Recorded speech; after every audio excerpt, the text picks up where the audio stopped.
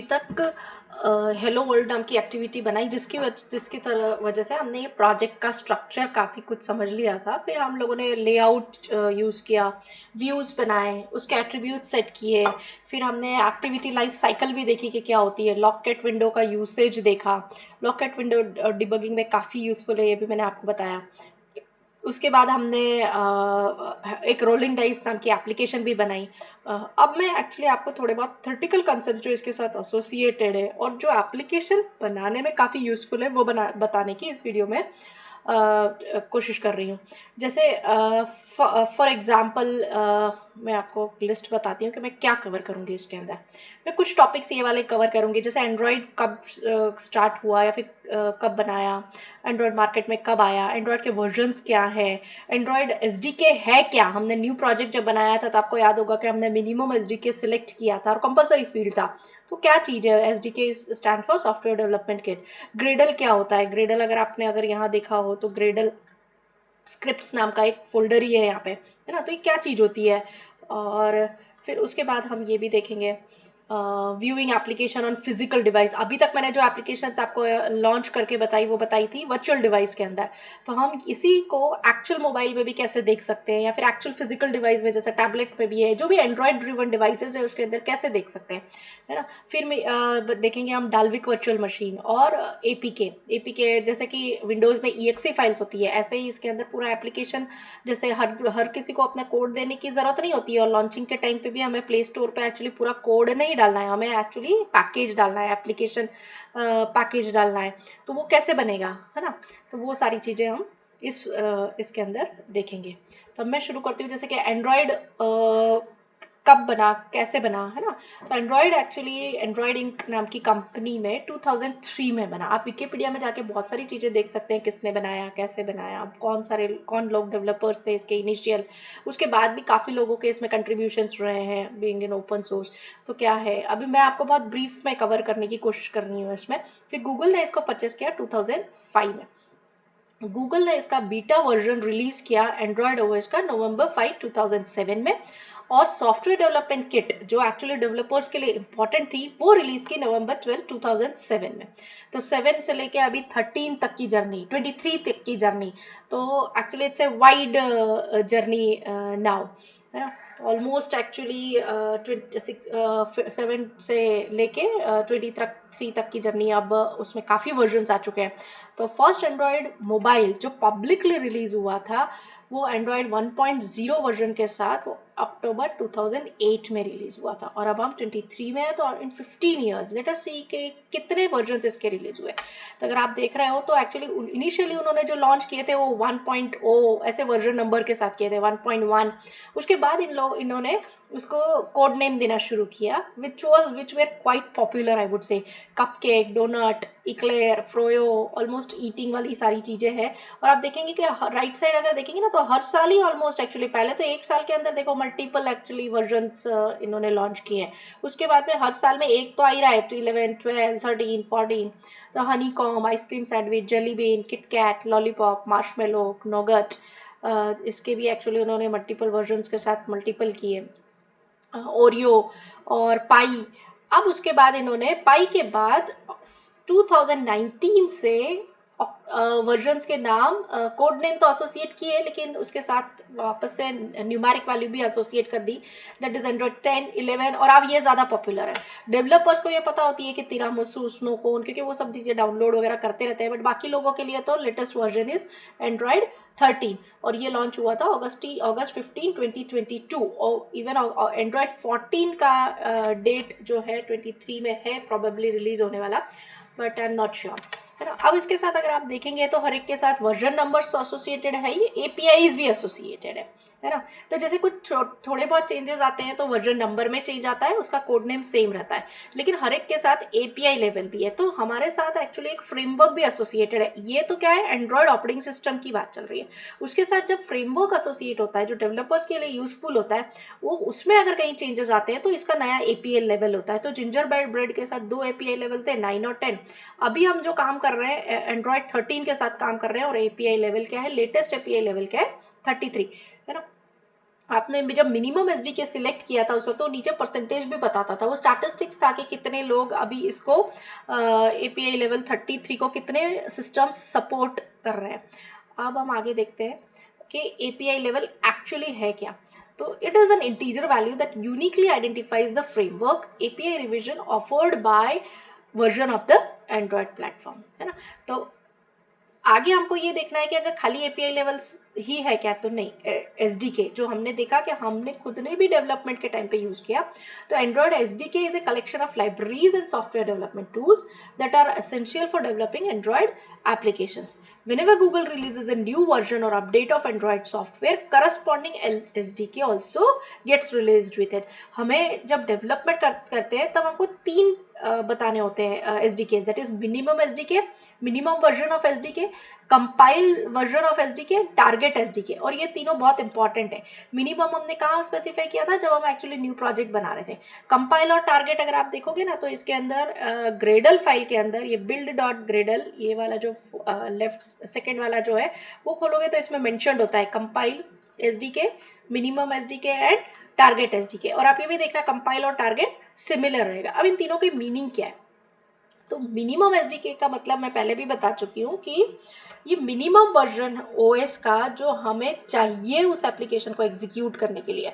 जैसे कि मैं बहुत पुराना वर्जन लेके चलूंगी और मैं आज एप्लीकेशन बना रही हूँ, तो पुराने वर्जन में इंस्टॉल वो लॉन्च नहीं होगी। आज मैंने टू डू लिस्ट नई टाइप की बनाई और एक्चुअली प्ले स्टोर पे डाली, और मैं अपने मोबाइल पे या कोई और वो एप्लीकेशन डाउनलोड करके यूज करना चाह रहा है, तो मिनिमम एसडीके ये बताता है कि उसका मोबाइल है, एंड्रॉयड वर्जन है, वो इस वर्जन तक को तो सपोर्ट करना ही चाहिए, है ना। हमने जो लिस्ट देखी मैं उसकी बात कर रही हूँ, है ना। कंपाइल एसडीके का मतलब है कि जो टूल्स हमने यूज किए, बिल्ड टूल्स कंपाइल करने के लिए जब आप काम कर रहे थे, है ना, in order to release, run और डिबग, तो वो है कंपाइल एसडीके वर्जन। और टारगेट क्या है आपका, है ना। कई बार हम ऐसे ही एप्लीकेशंस डिजाइन करते हैं जो एक्चुअली अगले 4 वर्जन्स तक चल जाए। तो what is your target? It is a version of the target that your app was created to run, and or latest version of Android OS in which we want to run your app to achieve the full optimization of Android resources। जैसे कि 26 version आपने use किया compile SDK version में, तो उसका target SDK version भी क्या है, 26 तक तो वो चलने ही वाला है। और मिनिमम हो सकता है कि उसको चाहिए कि 10 तो चाहिए ही चाहिए। तो this is how actually these 3 SDKs are used ना। अब मैं आप जैसे आपको यही एप्लीकेशन जो मैं वर्चुअल डिवाइस के थ्रू क्रिएट वर्चुअल डिवाइस किया था, और टेस्टिंग के लिए बहुत ही बढ़िया रहता है। अदरवाइज सी मार्केट में बहुत सारे अलग अलग साइजेस के, अलग अलग स्पेसिफिकेशन के डिवाइसेस भी अवेलेबल है। तो अगर हम हमारी एप्लीकेशन सब पे टेस्ट करना चाहते हैं तो पॉसिबल भी नहीं, और हमें साथ में फ़ोन लेके भी बैठना पड़ेगा, और ऐसे बहुत सारे फ़ोन्स को परचेस करके ट्राई भी करना पड़ेगा, या किसी से उधार लेके ट्राई करना पड़ेगा। इसमें हम वर्चुअल डिवाइसेस, इम्यूलेटर्स बेसिकली उस जो बोलते हैं अपन, उसमें उसने ये सारी प्रॉब्लम्स तो हमारी सॉल्व कर दी है। बट एक्चुअल में हमको किसी एप्लीकेशन पे करके देखना है तो कैसे करोगे, तो हर फ़ोन में सेटिंग्स होता है। आप लोग सभी actually Android OS phone use करते ही हैं, तो उसमें सेटिंग्स होता है। सेटिंग्स के अंदर जाके अबाउट डिवाइस पे क्लिक करना है, वहाँ पे एक बिल्ड नंबर का ऑप्शन मिलेगा। जब बिल्ड नंबर के ऊपर ऑप्शन के ऊपर आपको तब तक क्लिक करते रहना है कि जब तक वो बोले कि no, now no need, you are already a developer. जैसे कई बार 3 में भी हो जाता है, कई बार 7 में भी होता है। जैसे मेरे फ़ोन में 7 टाइम्स मैंने टैप किया था तो तब ये हुआ था। मैंने क्लासरूम में यूज़ किया है स्टूडेंट्स के साथ, तो एक्चुअली कई बार 3 में भी हो जाता है। बट आप क्लिक करिए, टैप टैप का मतलब है क्लिक करिए उसके ऊपर ऐसे 1 2 3 4 5, है ना। तो अब वो क्या बोलेगा, आपको developer allow, being as a developer allow कर देगा उसको। फिर वापस से सेटिंग्स में चले जाइए, फिर डेवलपर ऑप्शन को क्लिक करिए अंदर वापस से, कि पहले नहीं होगा ये ऑप्शन, उसके बाद ये डेवलपर ऑप्शन आ जाएगा, और फिर टर्न यूएसबी डिबगिंग ऑन कर दीजिए। अब आपको जब एग्जीक्यूट करना है, अब आप ध्यान से सुनना, जब एग्जीक्यूट करना है ये वाली एप्लीकेशन जो आपने लॉन्च की है, वो अगर उसके ऊपर लॉन्च करना है तो आपको क्या करना है, यहाँ पे यूएसबी लगाना है। अब आपको यूएसबी यूज़ करके आपका फ़ोन कनेक्ट कर लेना है आपको लैपटॉप के साथ, है ना। मैं फिर रिपीट कर रही हूँ, अपने जो स्टेप्स थे, आप लोगों ने सबसे पहले सेटिंग्स में जाके अबाउट डिवाइस पे क्लिक किया, बिल्ड नंबर फाइंड किया, टैप करते गए जब तक हमारे पास ये ऑप्शन आया कि no need, you are already a developer. Settings में फिर से जाएंगे, click on developers option. Developers option click करने के बाद यूएसबी डिबगिंग ऑन करना है ना। उसके बाद जब आपको यूएसबी के साथ आपका फोन कनेक्ट करना है, जब यूएसबी के साथ आपका फोन कनेक्ट करेंगे तो जो हमने वर्चुअल डिवाइसेस, जैसे मैंने यहाँ पे 3 वर्चुअल डिवाइसेस बनाए तो उसकी लिस्ट तो है ही, उसके साथ मेरा फोन भी यहाँ पे मुझे दिखने लग गया है। तो अब जब मैं ये फोन क्लिक करके यहाँ पे एग्जीक्यूट करूंगी, जैसे मैं अभी करके देख चुकी हूँ, तो ये जैसे ही मैं करूंगी तो ये एप्लीकेशन मेरी कहाँ एग्जीक्यूट होना चाहिए, मेरे फोन पे। लेकिन उसके पहले का एक स्टेप और रहेगा, जैसे ही हम इसको एग्जीक्यूट करेंगे ना, आपके फोन पे ऐसा कुछ आएगा, अलाउ यूएसबी डीबगिंग, और इसको आपको करना है अलाउ। आप चाहते हैं कि इस कंप्यूटर से, जो जिस कंप्यूटर पे आप रेगुलर काम करते हैं उस पर तो हमेशा ही अलाउ करना है, तो आप एक बार में टिक मार्क कर देंगे तो अगली बार वो आपसे ये ऑप्शन नहीं पूछेगा, लेकिन पहली बार में तो आपको हाँ करना ही पड़ेगा। उसके बाद ये एप्लीकेशन जो है आपकी उसके ऊपर लॉन्च हो जाएगी। जैसे अभी ये एप्लीकेशन मेरे फोन पे लॉन्च हो चुकी है, और मैंने ये जो स्क्रीनशॉट यहाँ पे जो डाला हुआ है ये मेरे फोन का है, ठीक है। तो दैट मीन्स एक्चुअली अब जो नॉर्मल जैसे हम वर्चुअल डिवाइस में एग्जीक्यूट करते थे ये सारी चीजें, ये वो कैसे लॉन्च हो गई मेरे फिजिकल फोन पे। उससे एक्चुअली लेआउट में काफी क्लैरिटी आती है कि जैसा इसमें दिख रहा है वैसा ही उसमें दिख रहा है या नहीं दिख रहा है। ऑल्दो हम सारे फिजिकल तो नहीं चेक कर पाएंगे, तो हमको करना तो वही पड़ेगा कि वर्चुअल डिवाइसेस मल्टीपल जो है, जितने भी हमारे पास इसमें अवेलेबल एंड्रॉइड स्टूडियो में, उसमें ट्राई कर करके एक एक बार देखें, फिर उनके फिजिकल वर्जन अगर जब जब मिल जाए तब उसके अंदर आप ट्राई करके देख सकते हैं। बट हाँ, एक्चुअल फिजिकल डिवाइस पे जब एप्लीकेशन इंस्टॉल होती है, लॉन्च होती है, तो एक फीलिंग अलग होती है हमारी।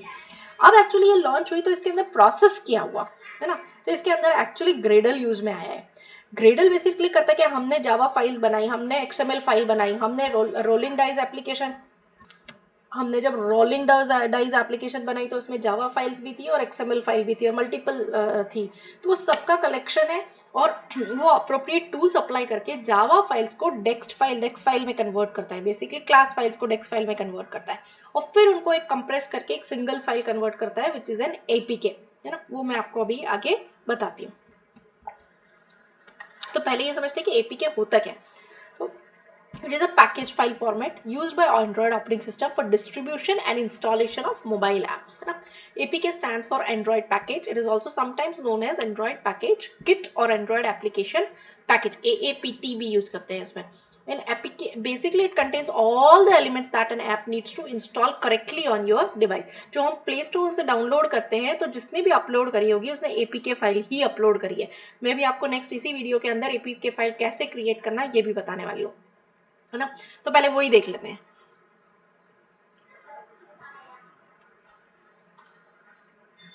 एपीके फाइल क्रिएट करने के लिए आपको बिल्ड में जाना है, और यहाँ पे देखो दो ऑप्शन मिलेंगे, बिल्ड बंडल एपीके और ये वाला, और दूसरा जनरेट साइंड बंडल एपीके।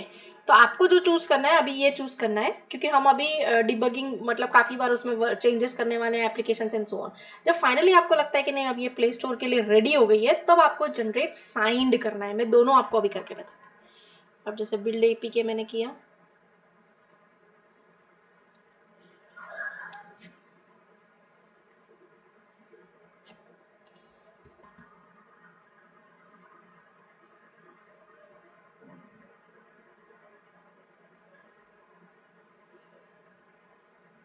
इसमें थोड़ा सा टाइम लगता ही है, बड़ी एप्लीकेशन होगी जिसमें ज़्यादा फाइल से ज़्यादा है तो उसमें तो एक्चुअली आपको बहुत पेशेंस रखना पड़ेगा। ये देखिए नीचे APK generated successfully for one module and module rolling dice dot app, जो क्योंकि मेरे एप्लीकेशन का नाम रोलिंग डाइस था। अब आपको लोकेट करना है यहाँ पे, जैसे ही लोकेट करोगे वो उस फोल्डर को ओपन करेगा जहाँ पे ये बनी हुई है। तो ये जैसे मैंने एंड्रॉयड 2023 में रोलिंग डाइस नाम की एप्लीकेशन बनाई थी, जब क्रिएट करी थी, तो उसके बिल्ड फोल्डर में आउटपुट्स नाम का पहले कोई फोल्डर नहीं था, अभी बना है, और उसके अंदर एपीके, ये देखो ये आउटपुट्स और ये लॉग्स, और अब ये एपीके नाम का बेसिकली कोई फोल्डर नहीं था, और ये एपीके के अंदर जाके अगर आप देखोगे तो this the two folders are now already created, और ये हमारी एपीके बन चुकी है। फिर जाके ये लोकेट,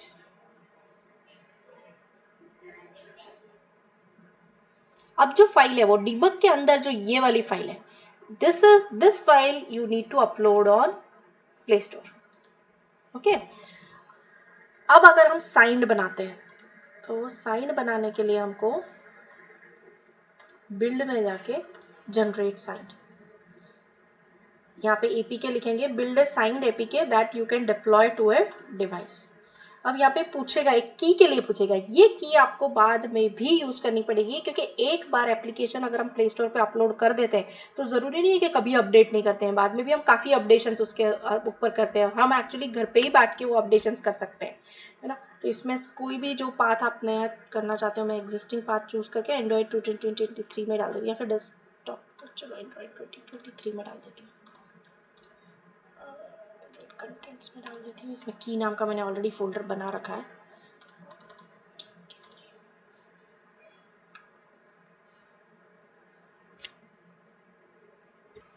हमको क्रिएट न्यू करना है एक्चुअली, यहाँ पे यूज एग्जिस्टिंग यूज़ नहीं करना है। और फिर हम जाएंगे एंड्रॉयड 2023 में, नहीं सॉरी कंटेंट्स में, वो तो खैर आपका फोल्डर चूज़ कर सकते हो, मैं अपने फोल्डर में थोड़ा सा कंफ्यूज हो रही हूँ। यहाँ पे अपने को फाइल नेम देना है, मैं इसको रोलिंग डाइस की दे देती हूँ। ओके, ये .jks उसका एक्सटेंशन रहेगा, पासवर्ड देना पड़ेगा आपको, मैं अभी 3 बार 1 लिख देती हूँ।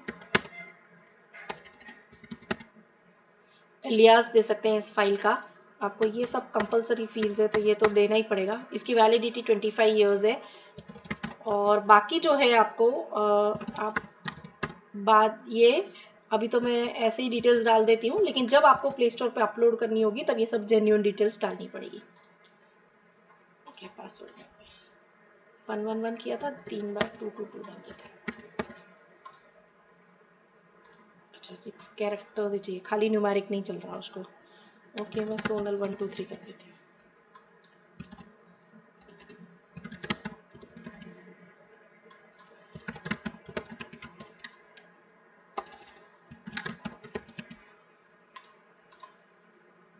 और अब ये बन चुकी है ना, कहाँ बन चुकी है, तो मैंने जो फोल्डर दिया था मेरे इसमें वो बन चुकी है, और ये इसका पासवर्ड है।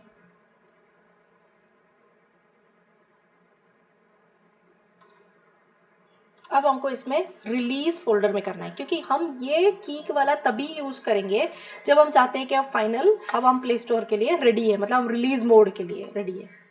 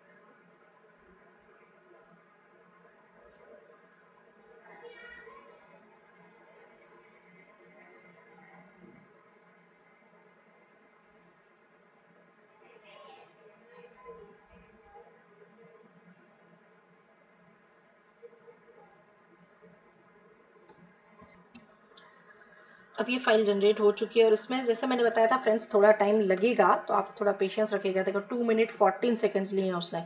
और अब ये जो ऐप फोल्डर में तो है, लेकिन ये रिलीज के अंदर है, आपने पहले भी बनाई थी वो बिल्ड, वो अलग थी, और अब ये किस में, रिलीज में। और इसका नाम भी देखिए ऐप डैश डिबग नहीं है, ये क्या है, ऐप डैश रिलीज। अब हम देखते हैं कि एक्चुअली ये एपीके फाइल बनाने के बीच में फाइनली लॉन्च तो यही हो रही है, हम चाहे हम वर्चुअल डिवाइस में करें या फिर एक्चुअली हमारे एक्चुअल फ़ोन में करें, तो ये कैसे हो रही है, इसमें किसका रोल है ना। जब आप लोग जावा प्रोग्रामिंग करते हैं तो Java virtual machine role play करता है, वो एक्चुअली क्लास फाइल्स को बाइट कोड में कन्वर्ट करता है, और फिर एक्चुअली मशीन जावा जेवीएम जो है बेसिकली आपका मशीन कोड में बाइट कोड को भी कन्वर्ट करता है। तो अब एक्चुअली यहाँ पे जेवीएम नहीं है, अब यहाँ पे है DVM, that is Dalvik virtual machine. जो जावा फाइल्स है वो कन्वर्ट जावा कंपाइलर किस में करेगा, क्लास फाइल्स में, जो जावा की प्रोग्रामिंग करते हैं तब भी होता है, लेकिन उसके बाद एक्चुअली प्ले करता है डेक्स कंपाइलर। ये जो क्लास फाइल्स होती है वो काफ़ी मेमोरी लेती है, और ये एक्चुअली लो पावर्ड डिवाइसेस के साथ, लो पावर्ड का मतलब है कि जो बैटरी, हम चाहते हैं कि फ़ोन की बैटरी कम से कम कंज्यूम हो, है ना। लैपटॉप की बैटरी में और इसकी बैटरी में बहुत डिफरेंस होता है, प्लस हम चाहते हैं कि एक्चुअली कम मेमोरी में ले ये काम करने के लिए, तो उसके लिए डेक्स कंपाइलर है हमारे पास, और फिर वो कन्वर्ट करता है डॉट डेक्स फाइल्स में, और फिर हम ये पैकेज जो हमने हमारे पास, ये तो एक क्लिक का काम है, but this is what is going on behind कि ये पैकेजिंग वापस एक प्रोसेस होती है और उससे फाइनली हमारे पास क्या बनती है, एपीके फाइल। और वही एक्चुअली जब हम वहाँ पे लॉन्चर यूज़ करते हैं तो वो एपीके फाइल हमारे वर्चुअल डिवाइस पे एक्चुअल फाइल में लोड होती है। तो अगर आप ये पढ़ेंगे तो Java compiler converts the Java source code into Java byte code, then DEX compiler converts it into a Dalvik byte code. This is also known as an optimised Java byte code as well, है ना। और ये finally actually क्या है, डेक्स files बनेगी। Dot डेक्स होता है इसका एक्सटेंशन, डॉट क्लास नहीं होता। And JVM is not compatible basically working with optimally low powered handle devices like smartphones, tablets, smart watches etcetera. However, DVM provides high performance features, better memory management, better life of low powered handheld devices, है ना। ये specifically actually DVM, आप इसकी history बड़ी interesting है, आप पढ़ के देखिएगा किसने बनाया, कैसे बनाया, डाल्विक नाम कैसे आया, है ना। And it was developed exclusively for Android devices, which has actually changed the way applications are being launched on our devices. So thank you so much.